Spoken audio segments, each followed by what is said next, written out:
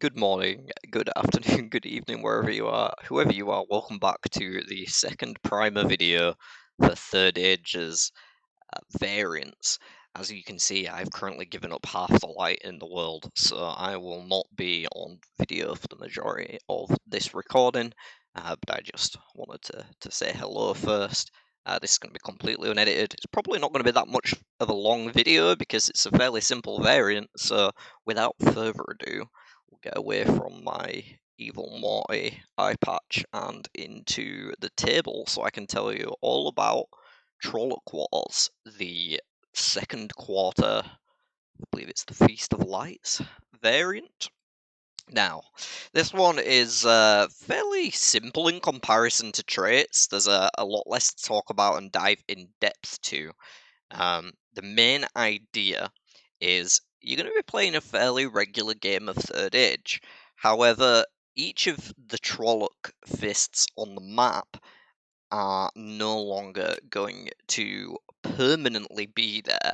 You will replace the little reminder with the Trolloc Wars board. And as you kill Trollocs, you will move up on this board, which I'll go into in a bit more detail in a bit. You also want to grab the emblems, the Trollocs themselves, the Trolloc horn, the dice for the Trolloc horn, and finally these number markers. And to set up, you put one of these markers next to each of the Trolloc fists on the board. It doesn't matter which number goes where. I tend to start at the top-ish and go down, but honestly, it doesn't matter. It'll be a little bit different every game, probably.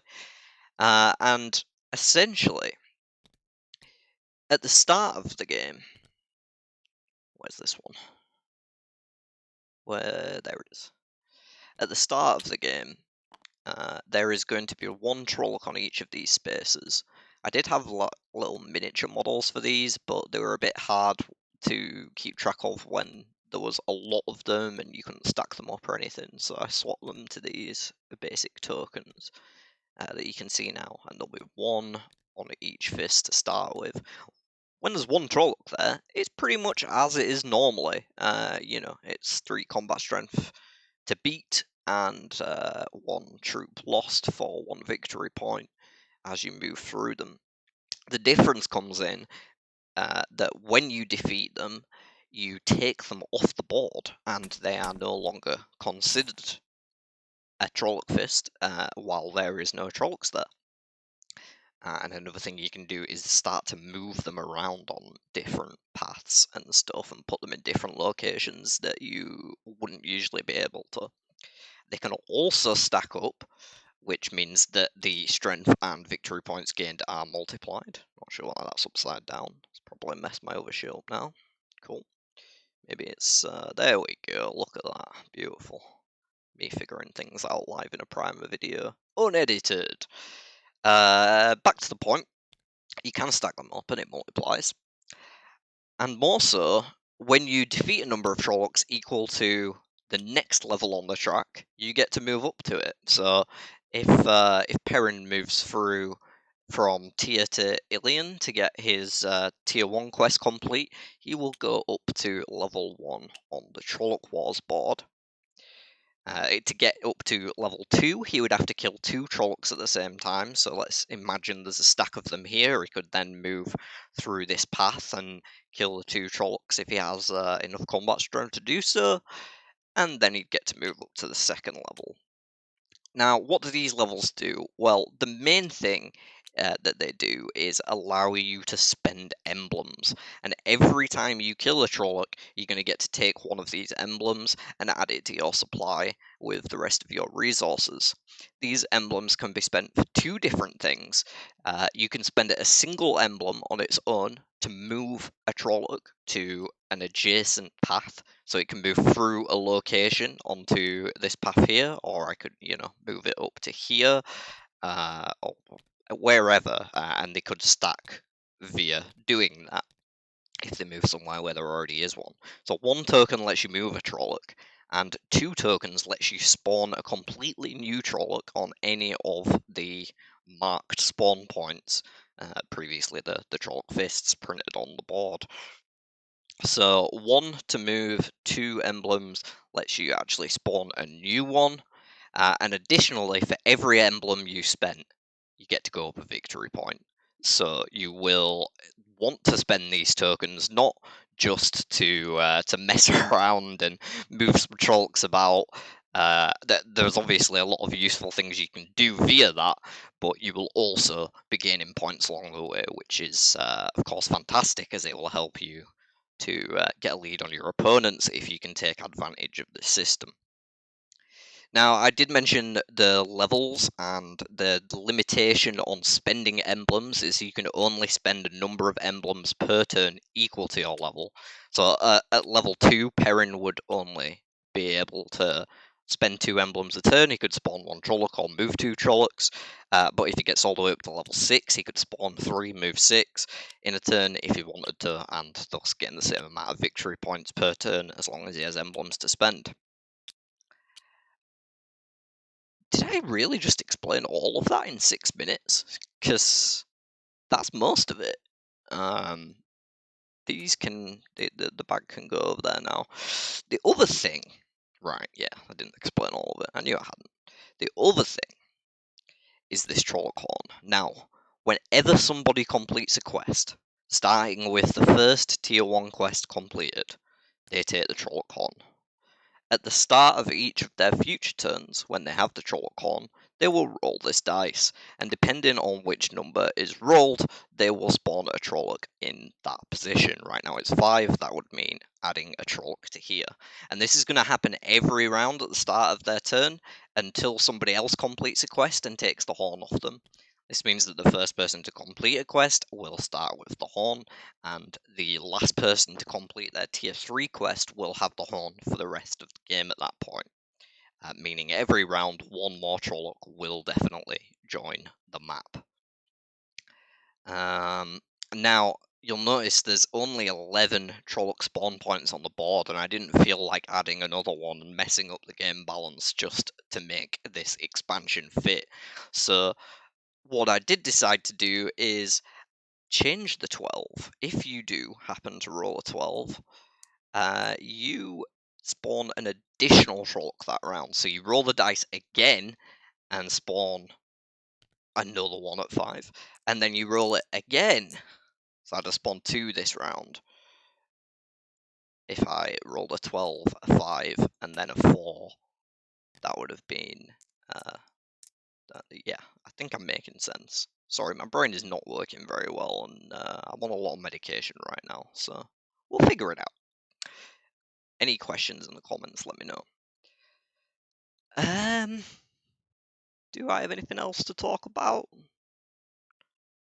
I think that's pretty much it in terms of like the actual rules. I can talk about a couple of little strategy things, but just as an overview, one last time, the Trollocs only count as long as they're there.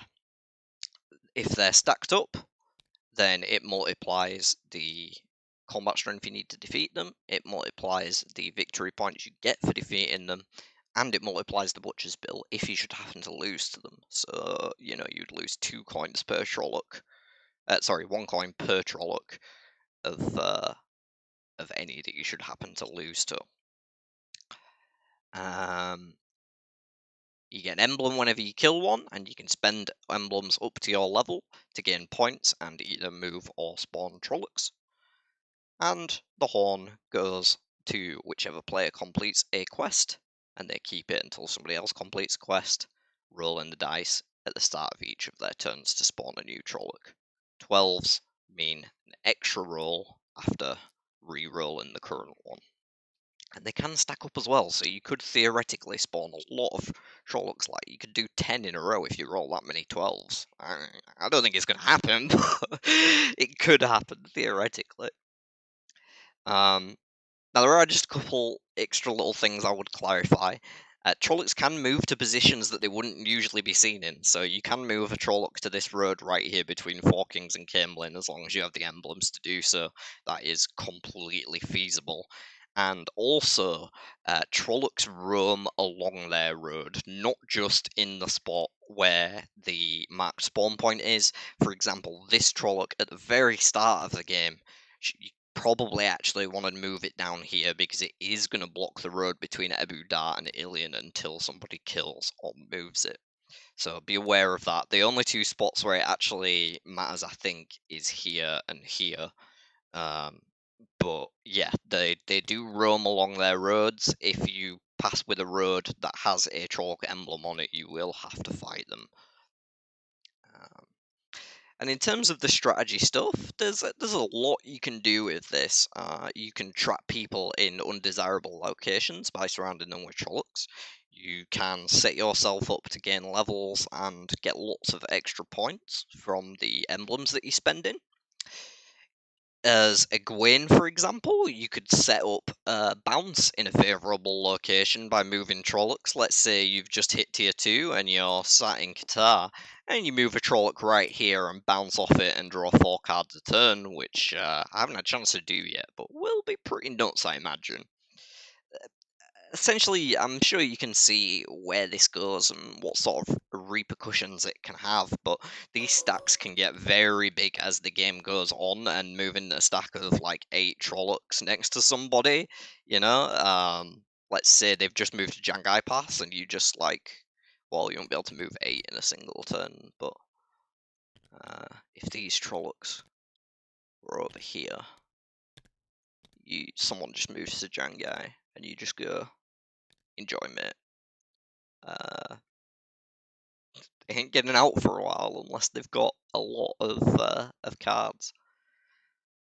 Few things to note in terms of like cards and their values. Some things get a lot more value in Trolloc Wars, so cards like Scouts, so let you move through Trollocs without fighting them, are great for this variant. Uh, Things that let you save troops, such as 2 arms and healing, can be very valuable because you do have more fights generally as the game goes on than you would usually.